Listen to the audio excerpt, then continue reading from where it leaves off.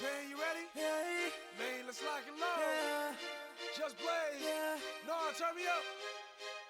B, hey, I think we got one. yeah. Here we go. Tell me, what do you see when you're looking at me? Whoa, whoa, whoa. On a mission to be what I'm destined to be.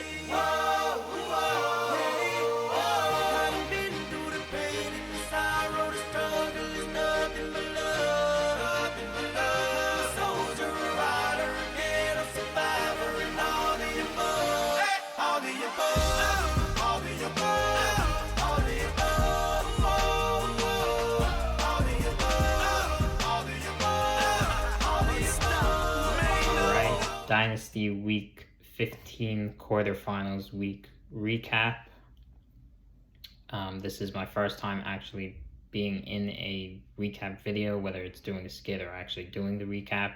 I don't think I've ever been in one. Jack did want me to do a skit regarding Training Day, the movie, but nobody saw it and it had nothing to do with the playoffs.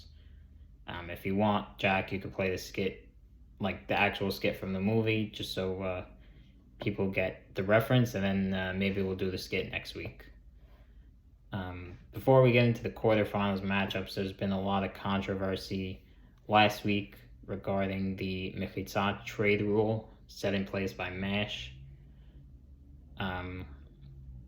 Currently now, as we speak, Madelon is trying to get an exception to that rule because he lost one of his cornerbacks and doesn't have a backup.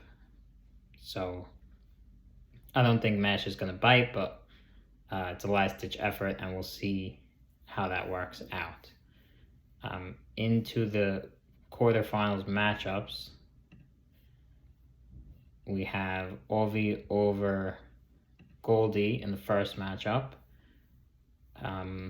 Goldie's downfall, as to nobody's surprise, was he couldn't start the right running back. His receivers were always Higgins, Waddle, Hill, but he would always have trouble deciding between Sanders, Swift, or Jamal. Now he has Dobbins to add to his confusion. He would just always start the running back that somehow put up 2 points. Kind of like Kurtz with Mike Will a year or two ago. Every time he would start him, he'd put up 3 points, and whenever he'd bench him, he'd go off for 25, 30 points. It's just unlucky, or bad fantasy managing, whatever you want to call it. Teddy would call it bad fantasy managing. Some would call it unlucky. Ovi goes down. Ovi wins, but has an injury of his own in JT. So he's looking slim at the running back position for next week. We'll talk about that in the future look at the semifinals matchups. Next quarterfinals matchup is Madelon over Kurtz. Madelon putting up 176. His team is very good, had a good spot start from Zay Jones, but he is struggling due to injury. He's got Lockett down, he's got Pitts out for the year, but Debo out, and now it looks like Jalen Hurts is going to be out a week or two. So we'll see if his team can still perform with all these injuries happening. Kurtz went down with the Kyler injury. I don't think Kyler could have even helped him here unless he put up 40. Possible, but unlikely. He was trying to make a trade before the Macabee rule and was trying to extend it for his trade. Would not have helped him then anyways. Probably just would have hurt his team for the future. Going into the semifinals matchups, we got the 1 seed MASH versus Ovi. MASH making it to the semis after not making it to the playoffs at all last year. So big turnaround for his team. He's got arguably the best quarterbacks in the league in Mahomes and Burrow. And the rest of his, and he's got Kelsey. So And Ovi goes down with the JT injury. Mash looking like the clear favorite to win this week. And probably the rest of the year. Ovi's running backs also slim with McKinnon and Algier. They both had great weeks last week.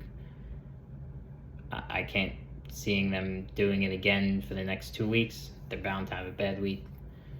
So we'll see how that plays out for him. The next matchup, I can't even see because they benched all their players, both of them.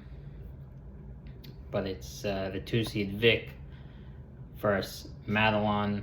Vic in the semis for the 4th year in a row in Dynasty. Every year he's made the semis, I believe. Madelon back-to-back semifinals appearances after losing to Kurtz last year in the semis by 3 points or so. But Madelon, no second quarterback. He's got T-Law a little banged up, but he should be okay to play tomorrow night. Traded away Kirk Cousins last week for a second, and everybody was ripping him about it. Now we see why. Jalen Hurts goes down probably out a week or two. He's got no backup quarterback except Malik Willis, who probably won't even start, but if he does, you'll be lucky if he gives you 7 points. As we spoke about, he's got Lockett out for the year, Debo probably out for the year, and Ben Skoranek, which doesn't even matter, honestly. And Vic made a big move for Jared Goff, giving up Lamar, going all in, as he always does, for the championship this year, looking to repeat, go back-to-back.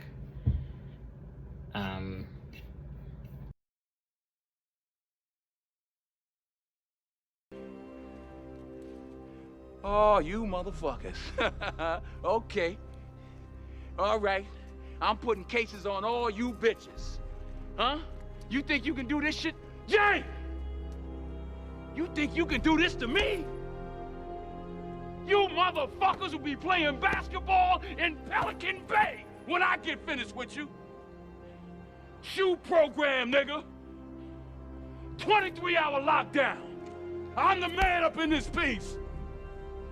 You'll never see the light of who the fuck you think you fucking with. I'm the police. I run shit here. You just live here. Yeah, that's right. You better walk away. Go on, walk away, because I'm going to burn this motherfucker down. King Kong ain't got shit on me.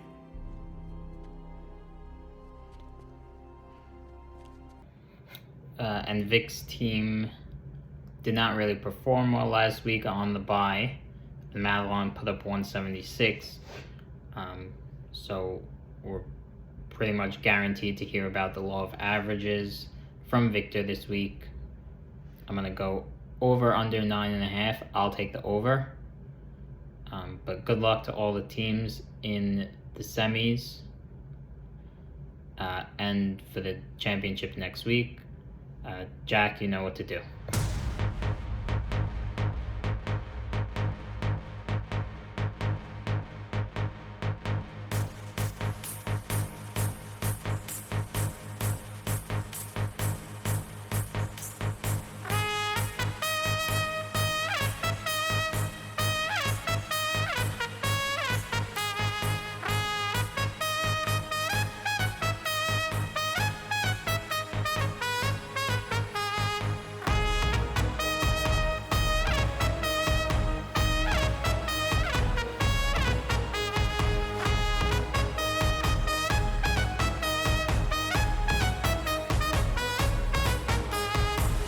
Southern slang.